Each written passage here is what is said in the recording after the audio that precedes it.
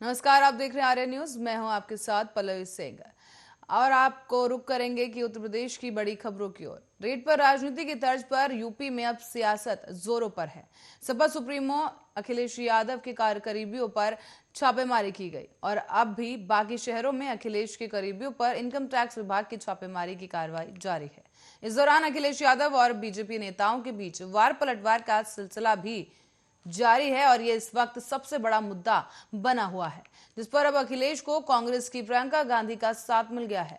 दरअसल शनिवार को ही रायबरेली में अखिलेश यादव ने कहा था कि आईटी विभाग के बाद ईडी और सीबीआई भी आएगी, तो वहीं अब इस बात को लेकर लखनऊ में पोस्टर्स के जरिए ये बात कही जा रही है।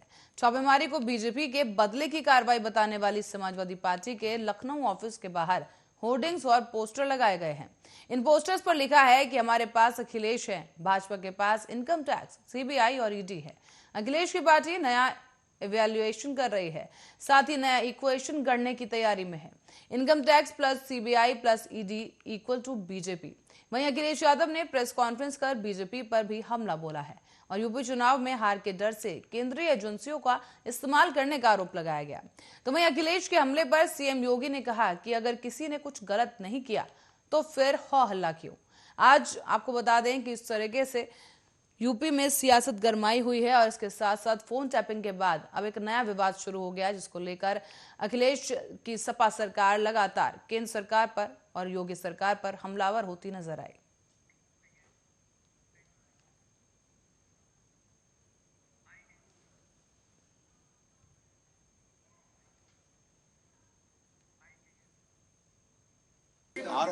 जीके 24/7 भाई दिखाते रहना, आपका भला सरकार होने पर होगा।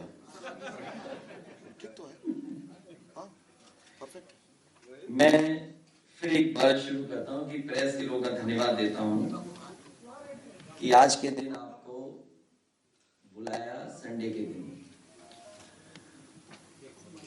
मैंने कई मौकों पर कहा जब आपसे बातचीत हुई कि भारतीय जनता पार्टी को जैसे जैसे उत्तर प्रदेश में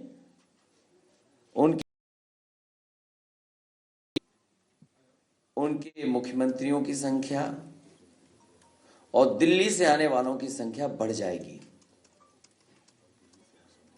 और इसमें भी कहीं हम लोगों को कोई शक नहीं था कि जहां पॉलिटिकल पार्टीज आएंगी या उनके नेता आएंगे, उनके सहयोग के लिए इनकम टैक्स, ईडी, सीबीआई और भी संस्थाओं का सहारा लेकर के अटैक करने का काम करेंगे। अभी तक तो ये संस्थाएं उनके लिए थीं जो सरकार में हैं, उनकी सरकार कैसे हटाएं, उसके लिए इन संस्थाओं का इस्तेमाल किया जाता था। लेकिन पहली बार देखने को मिल रहा है कि उत्तर प्रदेश में समाजवादी पार्टी की सरकार न बन जाए, इसके लिए इन संस्थाओं का भी इस्तेमाल होगा। पूरा देश जानता है कि जहां जहां चुनाव भारतीय जनता पार्टी हारने लगती है, इन संस्थाओं को आगे करती है। प्रदेश वही, ये चेहरे वही। कल मैं देख रहा था इनकम टैक्स के छापे पड़ रहे थे, लेकिन समाजवादी पार्टी को पीड़ा हो रही थी। तो एक व्यक्ति से मैंने पूछा, मैंने कहा ये सब क्यों हो रहा है? तो मीडिया के उस पत्रकार ने कहा साहब आपको मालूम नहीं चोर की दाढ़ी में तिनका। मैंने कहा भी क्या मतलब? कहा कि 5 साल में किसी व्यक्ति की संपत्ति 200 गुना बढ़ जाएगी, क्या कोई इसके बारे में सोचता था क्या? लेकिन समाजवादी पार्टी की सरकार में सब देखने को मिलता था। भाइयों बहनों, आप सबसे मैं कहने के लिए आया हूं, आप मुझे बताइए, ये तो मथुरा, वृंदावन, बरसाना, गोकुल, नवदेव आदि तीर्थ स्थल बनाए गए हैं, क्या ये सपा, बसपा या कांग्रेस कर पाती? क्या अयोध्या में राम मंदिर का निर्माण ये लोग कर पाते? के नेता हैं, उनको तंग करने के लिए, उनको सताने के लिए करती है, अपनी एजेंसीज का इस्तेमाल करती है। तो हम 7 सालों से देख रहे हैं, इसमें कोई नई बात तो है नहीं, बहुत स्पष्ट है। चुनाव के समय विकास की बात होनी चाहिए। जो सरकार कर रही है जनता के लिए, जनता को वो मुद्दा उठाना चाहिए। सरकार अपनी एजेंसियों को ऐसे ही इस्तेमाल करती है, जहाँ भी जब भी चुनाव आता है किसी न किसी को प्रताड़ित करते हैं। आपको लगता है अखिलेश यादव को प्रताड़ित किया जा रहा है? देखिए, डिटेल्स मुझे नहीं मालूम उनके केस के, लेकिन ये मुझे जरूर मालूम है कि जो केंद्र की सरकार है वो इन एजेंसियों का दुरुपयोग। और मुख्यमंत्री योगी आदित्यनाथ पर फोन टेप कराने के समाजवादी पार्टी प्रमुख अखिलेश यादव के आरोप पर पलटवार करते हुए मध्य प्रदेश के मुख्यमंत्री शिवराज सिंह चौहान ने रविवार को कहा कि अपनी हार सुनिश्चित देखकर वो पहले से ही भूमिका बना रहे हैं और गलत आरोप लगा रहे हैं। दरअसल बलिया में भारतीय जनता पार्टी की जन विश्वास यात्रा को हरी झंडी दिखाने से पहले ये एक जनसभा को संबोधित करते हुए शिवराज सिंह चौहान ने कहा कि अखिलेश यादव हार की पूर्व भूमिका में गलत आरोप लगा रहे हैं। बता दें कि सपा मुख्यालय में पत्रकारों से बातचीत के दौरान अखिलेश यादव ने उत्तर प्रदेश के मुख्यमंत्री योगी आदित्यनाथ और प्रदेश की भाजपा सरकार को अनुपयोगी करार देते हुए आरोप लगाया कि हम सबके फोन सुने जा रहे हैं और अनुपयोगी मुख्यमंत्री खुद शाम को कुछ लोगों की रिकॉर्डिंग सुनते हैं। सीएम शिवराज सिंह ने आगे कहा कि आज अगर मोदी और योगी नहीं होते तो अयोध्या में ना तो भगवान राम के मंदिर का निर्माण होता और ना ही कश्मीर से धारा 370 हटने के साथ काशी में बाबा विश्वनाथ के भव्य कॉरिडोर का निर्माण किया जाता। उन्होंने पूर्व कांग्रेस अध्यक्ष राहुल गांधी के शनिवार को अमेठी में हिंदू और हिंदुत्ववादी के बीच फर्क वाले दिए गए बयान के लिए भी उनकी आलोचना की। चौहान ने कहा कि हिंदू नाम को सांप्रदायिक कहने वाले राहुल गांधी आज राम राम बोल रहे हैं और त्रिपुर्ण और जनेऊ धारण कर रहे हैं। उन्होंने वंशवाद और परिवारवाद की राजनीति के लिए कांग्रेस के साथ समाजवादी पार्टी पर भी निशाना साधा और कहा कि अखिलेश यादव से आम लोगों को आगाह करते हुए कहा कि अखिलेश यादव ने अपने पिता मुलायम सिंह यादव को धोखा दिया और चाचा शिवपाल यादव को ठगा है, अब जनता को ठगने निकले हैं। जनसभा को भाजपा के प्रदेश अध्यक्ष स्वतंत्र देव सिंह ने भी संबोधित किया। और जब हमें याद आता है अखिलेश बबुआ, कौन को धोखा नहीं दिया रे तूने? इनने मुलायम की कोई धोखा दिया पिताजी को? बोलो दिया कि नहीं दिया? चाचा शिवपाल को भी ठगा, बोलो ठगा कि नहीं ठगा? और अब जनता को ठगने निकले। और जब हमें याद आता है अखिलेश बबुआ। रुक करते हैं अगली खबर की ओर, जहां अपने संसदीय क्षेत्र पीलीभीत पहुंचे सांसद वरुण गांधी ने संविदा कर्मचारियों से जमीन पर बैठकर उनकी समस्याएं सुनी। इस दौरान उन्होंने कहा कि मैं यहां कोई मुख्यमंत्री या प्रधानमंत्री को ज्ञापन देने नहीं आया हूं, मैं राष्ट्र की राजनीति करने आया हूं। इसीलिए आप लोगों की आवाज को उठाऊंगा और लखनऊ तक आपके साथ खड़ा रहूंगा। साथ ही अन्य विधायक और सांसद को पत्र लिखकर आपके साथ आने के लिए कहूंगा, वरना उनको वोट लेने का कोई अधिकार नहीं है। दरअसल इस मौके पर वरुण गांधी ने कहा कि आज मेरे सामने पूरा देश बैठा है। मेरे सामने यहाँ ना कोई हिंदू है, ना कोई मुसलमान, ना कोई अगड़ा है और ना कोई पिछड़ा। यहाँ पर धोखा देकर हम हिंदुस्तान को कमजोर कर रहे हैं।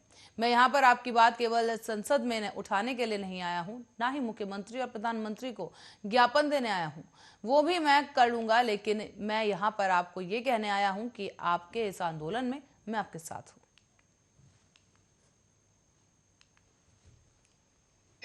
बोले थे जय श्री राम, जय श्री राम। भाई मैं ये बोलूंगा कि आप सब में आकर बोलने का जय हिंद, मुझे शर्म आती है कि मैं एक ऐसे देश में रह रहा हूं जिसमें महात्मा गांधी जैसा संत पैदा हुआ और लोग कहने गौरव से जिंदाबाद। मैंने कहा इनको फांसी लगानी चाहिए जो महात्मा गांधी के हत्यारों की जय बोलते हैं। उन्नाव से बीजेपी सांसद साक्षी महाराज ने कहा है कि सारा विपक्ष मिलकर बीजेपी के खिलाफ चुनाव लड़कर देख ले।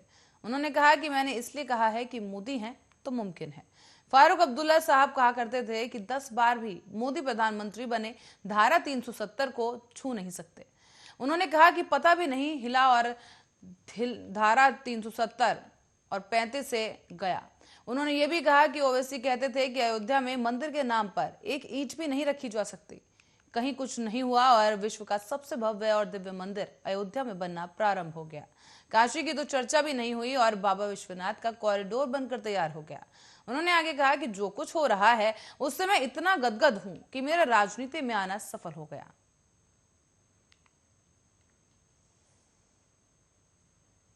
आता है जी तो आरोप प्रत्यारोपों का दौर चलता है जी।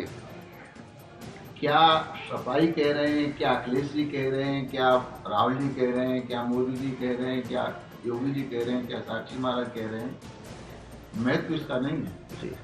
महत्व ये है जनता क्या चाहती है। और आप पत्रकार हैं जी, आप सर्वे कर सकते हैं जी। आप जहां बैठे हैं, मेरा मानना है कि जनपद की पांचों विधानसभा भाजपा के खाते में जाने वाली है। तो लोगों को पता नहीं क्या क्या अनुमान है, भीड़ होती होगी गिट्टी, परंतु मुझे लगता है कि 2017 में जितना हमारा बहुमत था उससे ज्यादा बहुमत लेकर के भारतीय जनता पार्टी सरकार बनाने वाली है। अखिलेश जी मेहनत कर रहे हैं, चचा भतीजे के विरुद्ध को भी कम करने का हमने प्रयास किया है, अच्छी बात है। हमारी भी शुभकामना है, अखिलेश जी हमारे बहुत प्रिय हैं, आगे बढ़ें, सीखें। लेकिन आप ये क्यों नहीं सोच रहे कि सारा विपक्ष इकट्ठा होकर एक के पीछे पड़ा है, मतलब एक इतना भारी है कि सारा विपक्ष उसके पीछे पड़ा है। प्रियंका, राहुल, अखिलेश जी, ममता जी, माया जी, सारे के सारे एक ही के पीछे पड़े हुए। इट मीन्स नरेंद्र मोदी बहुत बलवान है, बहुत ताकतवर है। सही भी है, भारत का सौभाग्य है कि वो प्रधानमंत्री भारत के हैं, पर नेता सारे विश्व के हैं। नरेंद्र मोदी जैसे नेता हजारों साल में कभी कभी पैदा हुए। धन्यवाद। चलिए आगे बढ़ेंगे और बिजनौर से खबर सामने आई, जहां पर बिजनौर के नगीना में रैली को संबोधित करते हुए एआईएमआईएम के अध्यक्ष असाउद्दीन ओवैसी ने प्रधानमंत्री मोदी, मुख्यमंत्री योगी आदित्यनाथ और सपा अध्यक्ष अखिलेश यादव और कांग्रेस नेता राहुल गांधी सब पर जमकर निशाना साधा। दरअसल असाउद्दीन ओवैसी ने प्रधानमंत्री मोदी द्वारा मेयरों की मीटिंग के ज्यादा तोड़फोड़ न करने पर नसीहत पर कहा कि मोदी जी, बाबरी किसने तोड़ी। ओवैसी ने कहा कि वो हमेशा शादियों पर ही हमला क्यों करते हैं। जब 18 साल की लड़की वोट देकर मुख्यमंत्री या प्रधानमंत्री बनाकर चुन सकती है तो शादी क्यों नहीं कर सकती। उन्होंने आगे कहा कि आखिर शादी पर ही इतना हमला क्यों। ओवैसी ने यह भी कहा कि अमेरिका और इंग्लैंड जैसे देशों में भी 16 से 19 साल के बीच शादी की जा सकती है। तो वहीं ओवैसी ने बोला कि हिंदुत्व पर भी उन्होंने हल्ला बोल कर दिया है और कहा कि राहुल गांधी पर कटाक्ष करते हुए बोले कि बताओ अच्छा हिंदू कौन है, तुम या तुम्हारे पिता, जिन्होंने बाबरी मस्जिद के ताले तोड़वा दिए थे। वहीं दूसरी तरफ उन्होंने सीएए के मुद्दे पर बोलते हुए कहा कि जिन लोगों ने बिजनौर के सम्मेलन में और बिजनौर के सुलेमान और अनस जैसे नौजवानों का कत्ल किया है, उनके बच्चे भी इसी तरह तड़प तड़प कर मरेंगे। ओवैसी ने कहा कि योगी सरकार ने 22 मुसलमानों को गोली मार दी। ओवैसी ने अखिलेश यादव पर जमकर हमला बोला और कहा कि उन्होंने मोदी जिस काम की शुरुआत करते हैं तो अखिलेश कहते हैं कि इसकी शुरुआत तो मैंने ही की थी। ओवैसी ने कहा कि अखिलेश, तुम सच कह रहे हो, हर काम की शुरुआत तुम करते हो और उसे अंजाम पर बीजेपी पहुंचाती है। तुमने मुजफ्फरनगर शुरू किया तो योगी ने सीएए के प्रोटेस्ट में 22 मुसलमानों को गोली मार दी।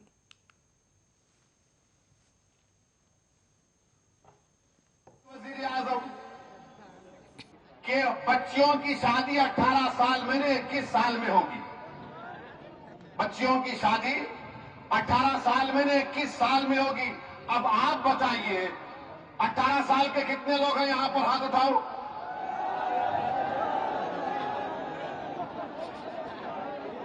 यानी अब आप वोट डालेंगे ना, आप अपने पसंद के विधायक को वोट डालेंगे ना।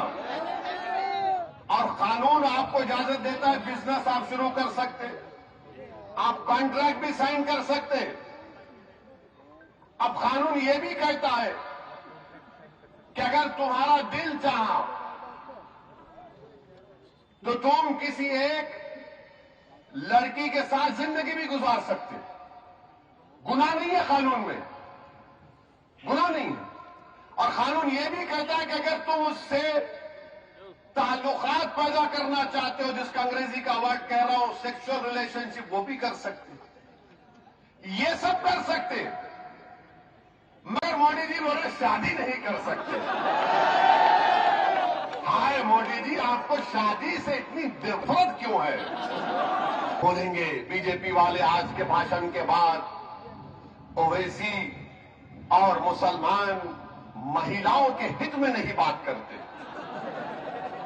बोलेंगे ये आए मुसलमान और ओवैसी महिलाओं के हित में बात नहीं करते। मोदी जी आप अंकल कब से बन गए हम लोगों के? आप देखते होंगे कि किसी महल्ले में अंकल होता है, अंकल का काम कुछ नहीं होता, बैठे रहते खाली, बेटा हिला मारे चाहे कुत्ता मारे। अंकल बोलते वहां क्यों जा रहे तुम? अंकल हर चीज पूछते, क्या खाए, क्या पहना, आज इतनी रात देर से क्यों आए। अभी अंकल कह रहे हैं कि शादी भी कब करना। उत्तर प्रदेश के उन्नाव में एक सब इंस्पेक्टर ने कुछ ऐसा कह दिया जिसके बाद अब पुलिस महकमे ने चुप्पी साध ली है। पुलिस की घूसखोरी पर एक अनोखा बयान दिया गया, वो भी खुद बीघापुर कोतवाली में तैनात सब इंस्पेक्टर ने। दरअसल सब इंस्पेक्टर उमेश त्रिपाठी का एक वीडियो वायरल हो रहा है जिसमें वो कह रहे हैं कि अगर पुलिस ने आपसे पैसे ले लिए और कह दिया कि काम करेंगे तो करेंगे, और कोई भी विभाग चले जाओ पैसे ले लेगा तो रुला देगा। साथ ही इसका वायरल वीडियो भी सब इंस्पेक्टर उमेश त्रिपाठी ने कहा कि पुलिस से अच्छा कोई विभाग नहीं, आज भी कोई सबसे ईमानदार है तो वो पुलिस है। अगर पुलिस ने आपसे पैसे ले लिए और कह दिया कि काम करेंगे तो करेंगे, और कोई भी विभाग चले जाओ पैसे तो ले लेंगे पर रुला देंगे। सब इंस्पेक्टर उमेश त्रिपाठी ने यह बयान पुलिसिंग की पाठशाला के दौरान दिया। दरअसल बीघापुर के एक स्कूल में पुलिसिंग की पाठशाला लगाते हुए सब इंस्पेक्टर उमेश त्रिपाठी ने कहा कि आप यही देखिए, मास्टर साहब लोग हैं और अपने घर में रहते हैं, पढ़ाते हैं, 6 महीने छुट्टी में कट जाती है, और कहीं कोरोना आ गया तो साल भर आएंगे नहीं, और हम लोग कोरोना आ गया तो भी ड्यूटी पर थे।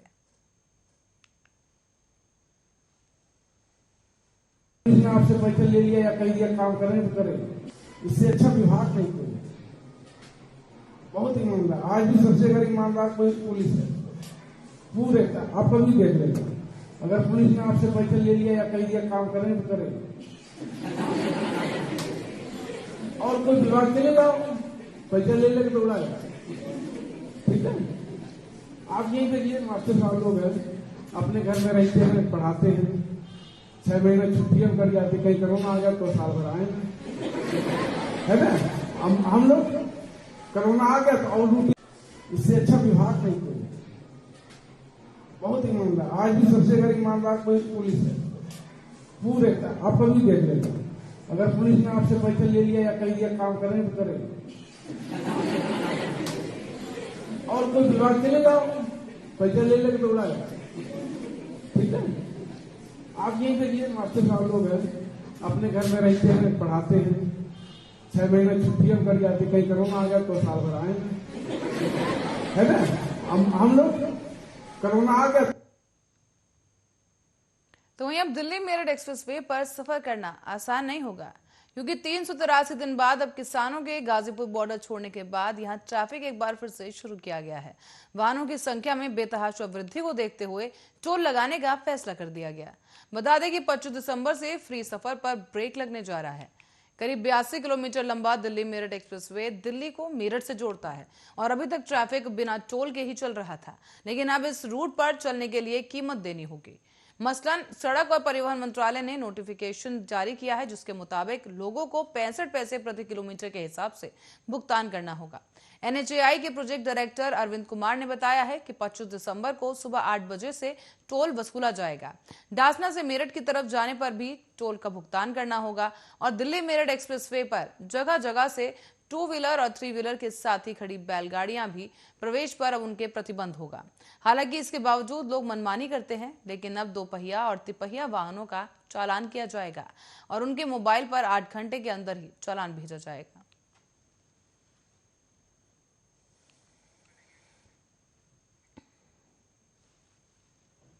और उत्तर प्रदेश के कानपुर से एक सनसनीखेज मामला सामने आया, जहां 7 फेरों में बंद कर जिसने साथ चलने की कस्में खाई थी, जिसके हाथों को थामकर एक दूसरे से कई वादे किए थे, आज उन्हीं हाथों ने अपने ही जीवन साथी को मौत के घाट उतार दिया है।